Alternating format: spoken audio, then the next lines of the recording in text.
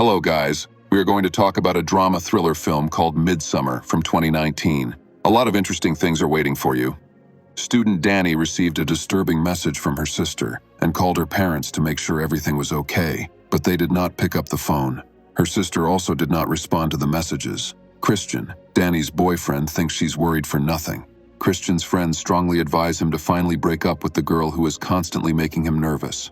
Danny called again, but instead of words, Christian heard sobs. It became clear from her voice that the girl no longer had a family. Her sister had poisoned everyone with carbon monoxide. Danny fell into depression, and she had only Christian left. The boyfriend decided to take her to a party. There she learned that Christian and his friends were going to go to Sweden to a village. It had been planned for a long time, even the tickets had been bought, but Danny had only just found out. She was afraid to make a scandal and push Christian away, because then she would be all alone. Christian decided to take Danny with him. The idea of the trip belonged to the Swede Pelle. He grew up in a community where they celebrate the solstice every summer and winter.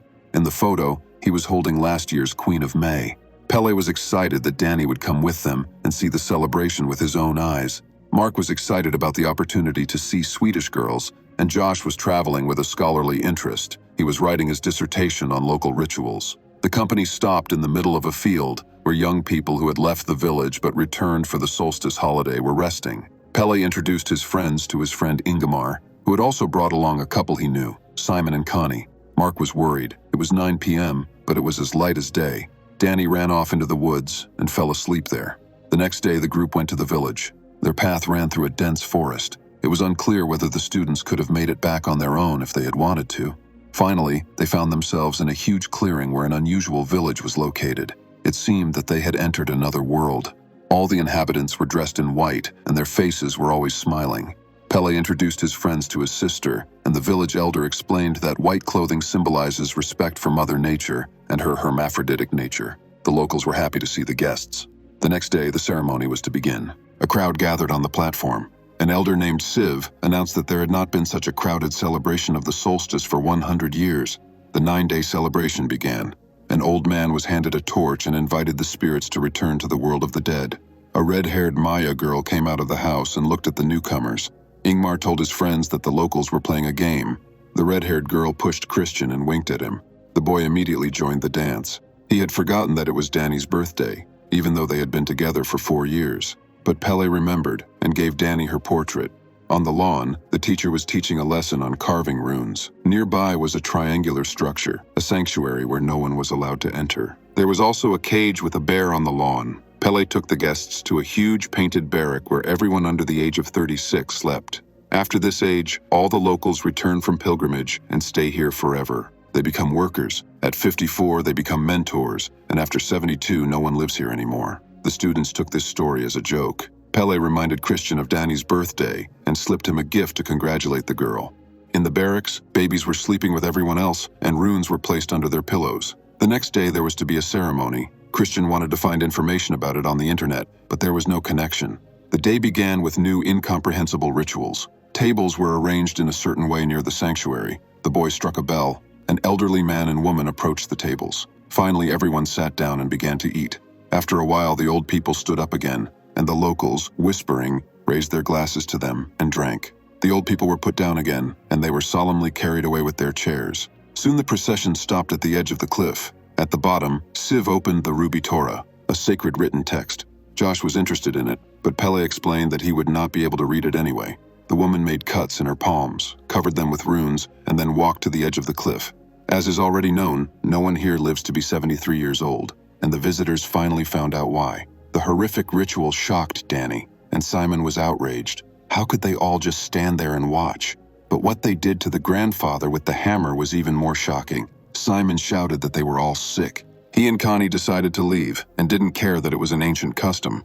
Siv explained that the old people had simply reached the end of their life cycle. It is a great joy for them because they give their lives as a gift. Shocked, Danny wanted to be alone and burst into tears. Josh immediately started his dissertation. Christian began to plan to copy the idea and write about this community as well, which angered Josh. But Christian ignored this because he was going to take the same topic anyway. Pelle reassured Josh, saying that the elders would not have allowed the information about the village to be published anyway. Danny packed her things to leave as soon as possible. She asked Pele why he had brought them to such a horrible place. He replied that he was proud of his community and glad she had come. His parents had died when he was very young, and he had found a new family here. It was at this point that Danny had a dream where her friends packed up and left without her. When she woke up, she discovered that it was just a nightmare. Meanwhile, the red-haired girl had written something on a wooden plate and placed it under Christian's bed. The remains of the old people were burned, and their ashes were poured under an old dry tree. Josh learned from Pele that they were allowed to write about the village, but were forbidden to mention names and titles. He also found out that a love rune had been placed under Christian's bed to bewitch him. Christian himself also learned that he had become the object of attention because Sister Pele had reached the age of consent. There was a scream. Mark had urinated on the very tree where the remains of the locals' ancestors are kept, and this had caused them to become very angry. Simon and Connie had already packed their bags to leave. They were separated for just a minute, and the elder lied to Connie that her boyfriend had left alone, saying that there was no room for her in the truck. Danny hurried to tell Christian, but he didn't care. He was interested in marriage for procreation.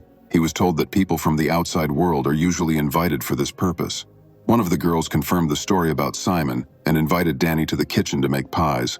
Meanwhile, Josh learned more about runes and Ruby Thor. It turned out that they have hundreds of such books, and they are constantly being updated. The latest book is now being filled in by Ruby, although he is just drawing pages with paint, and they are already being deciphered. Josh asked if he could take a picture of the books, but was flatly refused. There was some shouting, but no one paid attention.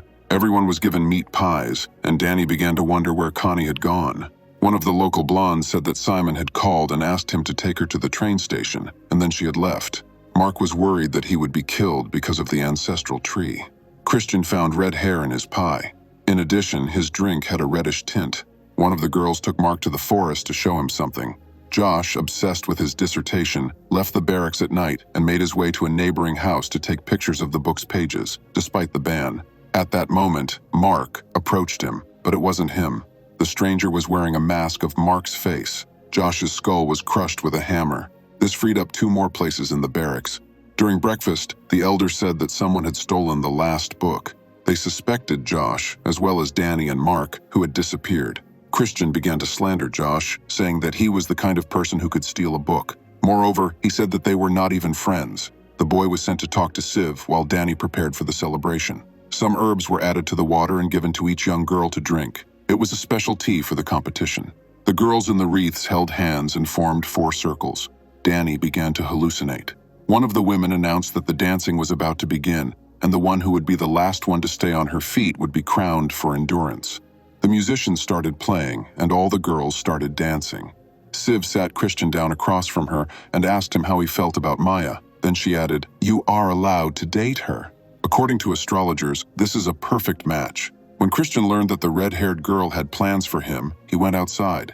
He saw a special dance, during which the participants were falling one by one and being eliminated from the competition. In the end, only 8 girls remained, including Danny.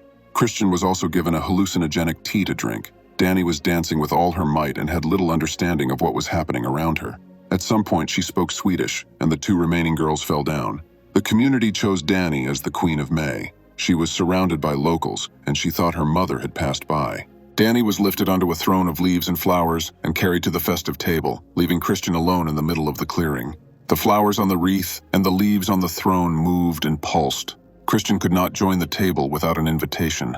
The Queen of May was brought salted herring, which he had to eat whole. The tea had already affected Christian, and he could not realize what was happening. The women kept telling Danny, "You are part of our family now." The red-haired girl got up from the table and looked at Christian mysteriously. Queen May, meanwhile, was about to get into her carriage and go to bless the cattle and the land. Christian had a different mission. He was taken to a barracks where the elders gave him some smoke to restore his vitality and invited him to a ceremony with Maya. All these actions took place in a circle of women under Ruben's supervision. Danny was brought back, and when she heard strange noises, she decided to check what was happening in the barracks. Her hunch was right. Peeking through a crack, she saw the ritual and felt terrible. She was reassured by the women.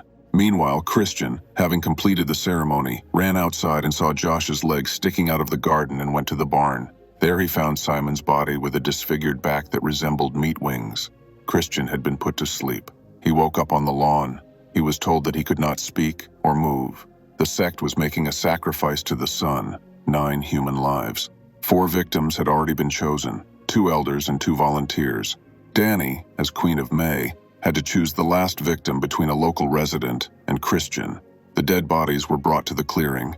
Christian was put into a bearskin, cursed, and promised that he would go to hell. He was placed with the victims in a shrine, which was set on fire. Hearing the screams of the living, the sect fell into ecstasy. Danny first coughed through the smoke, then stopped and looked at the burning shrine. A smile appeared on her face. She had found her new home.